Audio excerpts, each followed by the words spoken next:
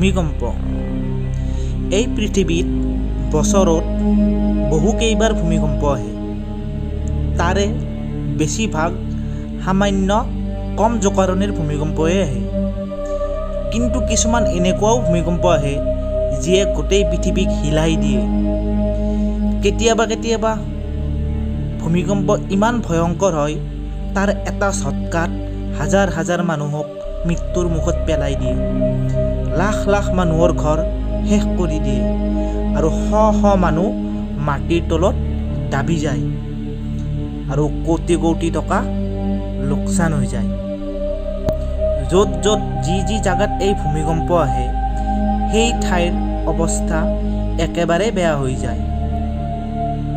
মানুহে ভূমিকম্পৰ আগজাননী কেতিয়াও নাপায়, তৎক্ষণাত চব শেষ কৰি দিয়ে এই ভূমিকম্পই।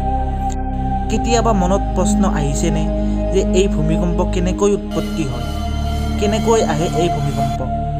তো আহক বন্ধুসকল, আজি ভূমিকম্পৰ বিষয়ে অলপ আলোচনা কৰোঁ।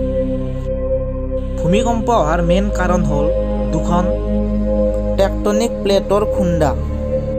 আপোনালোকে হয়তো জানে পৃথিৱীৰ ভিতৰত বেলেগ বেলেগ লেয়াৰ আছে। সেই লেয়াৰ কেইবিধ হ'ল, পৃথিৱীৰ একেবাৰে ভিতৰৰ লেয়াৰটো ইনাৰ ক'ৰ বুলি কোৱা হয়, যাৰ তাপমান মোটামুটি 5000 ডিগ্ৰী চেলচিয়াছলৈ হ'ব পাৰে। তাৰ ওপৰৰ লেয়াৰটো হ'ল আউটাৰ ক'ৰ, যিটো পৃথিৱীৰ ভিতৰত লিকুইড ফৰ্মত থাকে। তাৰ ওপৰত থাকে মেণ্টেল লেয়াৰ আৰু একেবাৰে ওপৰত থাকে ক্ৰাষ্ট লেয়াৰ, যিটো 30 পৰা 50 কিলোমিটাৰলৈ আছে। এই লেয়াৰটোত য'ত গছ গছনি, পানী, সাগৰ আৰু আমি মানুহ থাকোঁ। আমাৰ পৃথিৱীত 7খন প্লেট আছে যিয়ে অনবৰতে মুভ কৰি থাকে। এই প্লেট বছৰত 100 মিলিমিটাৰলৈ গতি কৰে। এই প্লেটে যেতিয়া লৰচৰ কৰে, নহয় ইখন প্লেটে সিখনৰ পৰা ছাইড হৈ যায়, নহয় ইখন প্লেটে সিখন প্লেটৰ তাত খুন্দা মাৰে। এই লৰচৰ কৰাৰ বাবে ভূমিকম্পৰ সৃষ্টি হয়।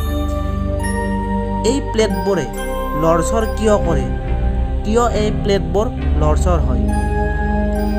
ইয়াৰ আৰম্ভণিয়ে ইনাৰ ক'ৰৰ পৰা আৰম্ভ হয়, যিটো তলৰ পৰা লাভাবোৰ ওপৰলৈ আহিব ধৰে। ওপৰত আহি মেণ্টেল লেয়াৰলৈ আহি যায়, যাৰ পিছত একেবাৰে ওপৰত থকা ক্ৰাষ্ট লেয়াৰৰ তল ভাগত সেই লাভাবোৰে খুন্দা মাৰি দিয়ে। ক্ৰাষ্ট লেয়াৰ ওপৰত থকা বাবে লেয়াৰটো ঠাণ্ডা, যাৰ বাবে এই লাভাবোৰ ওপৰত আহি ঠাণ্ডা হ'ব ধৰে। ঠাণ্ডা হোৱাৰ বাবে লাভাবোৰ আৰু তলৰ ফালে যাব ধৰে। এই প্ৰচেছটো পৃথিৱীৰ ভিতৰত অনবৰতে হৈ থাকে। এইবাবে এই পৃথিৱীৰ প্লেটবোৰ লৰচৰ হৈ থাকে আৰু ইখনে সিখনৰ তাত ঘৰ্ষণ হৈ থাকে। তাৰ বাবে পৃথিৱীত ভূমিকম্পৰ সৃষ্টি হয়। কেতিয়াবা এই প্লেটবোৰ বেছি ঘৰ্ষণৰ বাবে লৰচৰ কৰিব নোৱাৰা হৈ যায় আৰু তাত বাজি ৰয়, আৰু তলৰ পৰা আহি থকা লাভাৰ বাবে তাৰ প্ৰেছাৰ বহুত বেছি হৈ যায়। যেতিয়া প্ৰেছাৰৰ সীমা পাৰ হৈ যায়, বহু ভয়ংকৰভাৱে এটা ঝটকাত আৰু গতি কৰিব ধৰে সেই প্লেটবোৰ, যাৰ ফলত ভয়ংকৰ ভূমিকম্পৰ সৃষ্টি হয়। আৰু দুখন প্লেটৰ মাজৰ সেই ঠাইখিনি য'ৰ পৰা ভূমিকম্পৰ তৰংগ সৃষ্টি হয়, সেইখিনি ঠাইকে ভূমিকম্পৰ কেন্দ্ৰ বুলি কোৱা হয়। এই ভূমিকম্পৰ তৰংগবোৰ ৰিখটাৰ স্কেলেৰে জোখা হয়।